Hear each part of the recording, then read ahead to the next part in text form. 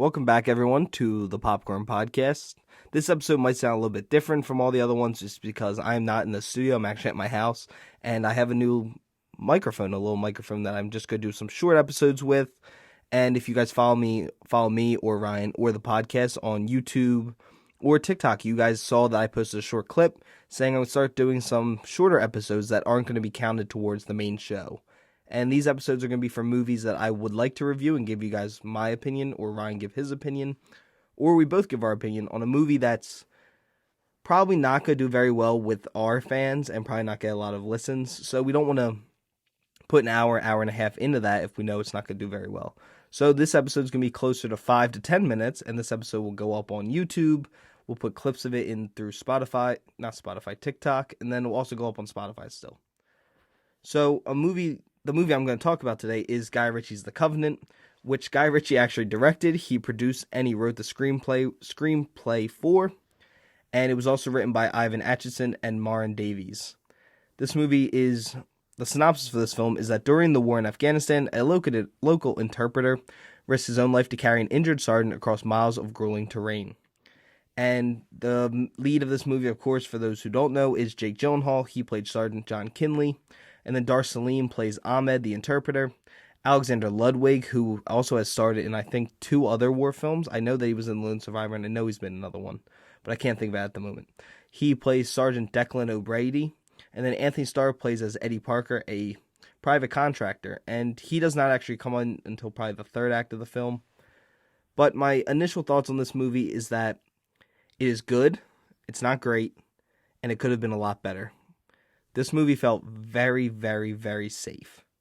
They had some chances, I think, to take some opportunity to really put you on the edge of your seat. And I think that also, I think they kind of failed in that department. And my main blame for that, though, comes down to the trailers. The trailer showed you exactly how this movie was going to go down.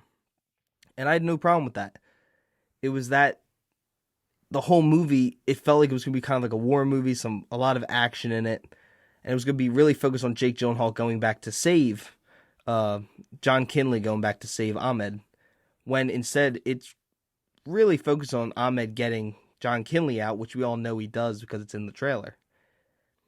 And I don't want to hate on this movie because I do enjoy it, but they marketed it really bad. I feel like this movie should have focused a lot more on John Kinley getting Ahmed out, Sergeant Kinley getting him out. Because that was the best part, I think, of the trailer, seeing Jake Gyllenhaal go back and kind of working pretty much as a contractor, not working through the military. But they don't really ever dive deep into that enough that the ending kind of feels anticlimactic. And it's probably the biggest issue for the movie. But now going into the positives that I had with this movie, and that is Jake Gyllenhaal. I think Jake Gyllenhaal is a great actor. He's in Prisoners, which is one of my all-time favorite movies. He's in Enemy. He's in Spider-Man, as everyone knows. He's in Donnie Darko. He's done a ton of great performances, including Nightcrawler, which I completely forgot about. And I love him in everything, especially if you guys, my recommendation for you guys this week is Nocturnal Animals, a great movie that Jake Gyllenhaal did. And Salim as Ahmed, he was probably the strongest part of this movie. I think his acting was incredible. He actually probably had the best gun work as well, the most realistic way of shooting. And I think that kind of comes down to another negative, is that this movie is not realistic, especially coming from someone who is currently in the United States military, and my dad who was in the United States military. And we both kind of laughed at certain scenes when it's not supposed to be a funny sequence. It's just, you don't put your eye right up against an optic. For those who are listening that I know are in the military, I know you guys know exactly what I mean, because it will hit you in the face and leave you with a black eye.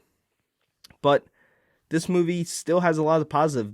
It has some of the best cinematography of the year, has great dialogue, which Guy Ritchie gets a shout out for writing a great screenplay. And the trailer, even though it's a negative to the whole movie, everyone here who has seen the trailer that's listening, you know that was a great trailer. Like, it got me so excited to see this movie. But then I didn't really love the movie, so that it hurt. I think I was just disappointed.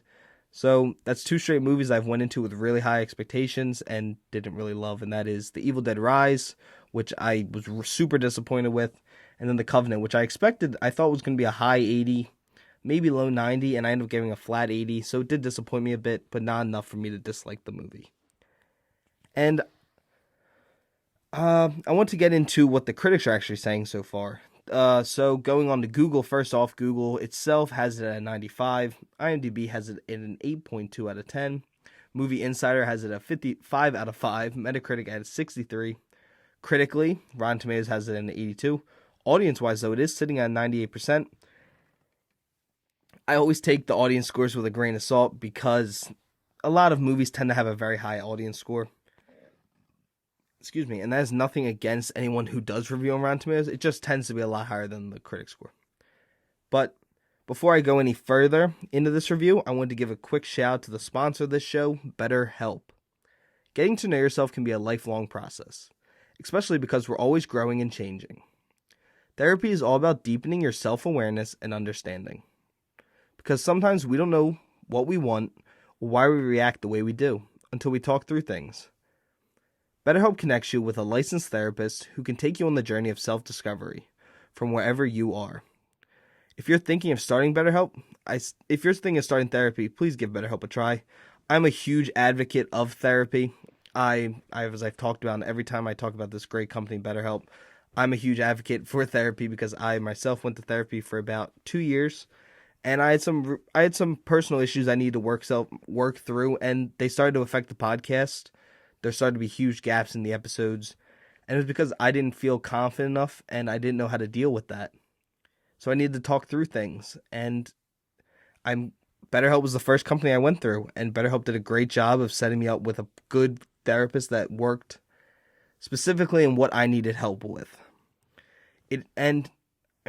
Everyone needs to go to therapy, I think. Even if you don't think you need to, and you're like, oh no, I'm fine, I never cry. Probably should try therapy at least once. Or at least go on and do the questionnaire portion of BetterHelp. But it is entirely online, and it's designed to be convenient, flexible, and suited to your schedule. As I said, just fill out a brief questionnaire to get matched with a licensed therapist, and switch therapists anytime for no additional charge. And that is huge because for me, I eventually did have to change therapists a couple times throughout the 1.5, 2 years that I did therapy. Because sometimes you just don't blend as well as you do with some people. But then I finally did find a therapist I was super comfortable with that I still sometimes see even now. Everyone's that way though. You're not going to on your first try always get something right. I know people that have went to 7 different therapists. And yeah, so it's huge that BetterHelp lets you do it without having to pay any additional charges. So if you want to discover your potential with BetterHelp, visit betterhelp.com/popcornpod. Again, go to BetterHelp, HELP.com/popcornpod for 10% off your first month. Thanks to BetterHelp for sponsoring this episode. Okay, back to The Covenant. The Covenant is that movie that you see, you're like, oh, that was pretty good. And then a year later, you're like, oh my God, I completely forgot about that Guy Ritchie's film, The Covenant. That's what it felt like to me. It's kind of forgettable, but still well done that it's a good movie, but it's not going to have the legs, I think, to reach Oscar season maybe. But I think Salim will get some recognition. And the score was really well done. It was by Christopher Benstead. He did a great job. He made the action scenes a lot better than they would have been. Because not realistic. Didn't ever feel like there was like risk on anything. I never felt scared for the characters. But the music enhances everything for each scene. And that's a huge thing in just film itself. Music can always make things better. So I hope that this movie does continue to do okay at the box office. It made $6 million its opening weekend, which for a movie with $55 million, you do wish it made a little bit more. But I think the movie still has a chance to earn its money back. Maybe it will have a better word of mouth than I think it's going to have, and it will make its money back. But that, I think, wraps up my first of these short review episodes. I'm really excited to do more of these coming forward. I hope you guys enjoy them. If you do, please let me know on Instagram, Spotify, anywhere. Just review the episode. Leave a comment. Tell me if you don't like it, then I won't do more of them. But I want me and Ryan to get more episodes out there, get more views. It's not just for the views, but I want us to get more recognition so people can tune in and join this great community that we started here over the Popcorn Podcast. So we have a lot more episodes coming your way. So we'll probably do 2 or 3 episodes a week from now on. There will be the main episodes, our normal hour and a half long episodes, and then I'll probably do 2 or 3 of these a week. So I hope you guys are enjoying them. Please go out to the theaters and either watch The Covenant, Beau is Afraid, which an episode review is coming out soon for that, and any other movie. Go see Return of the Jedi this Friday, and maybe I'll see you there. Thanks, guys, and I will see you later.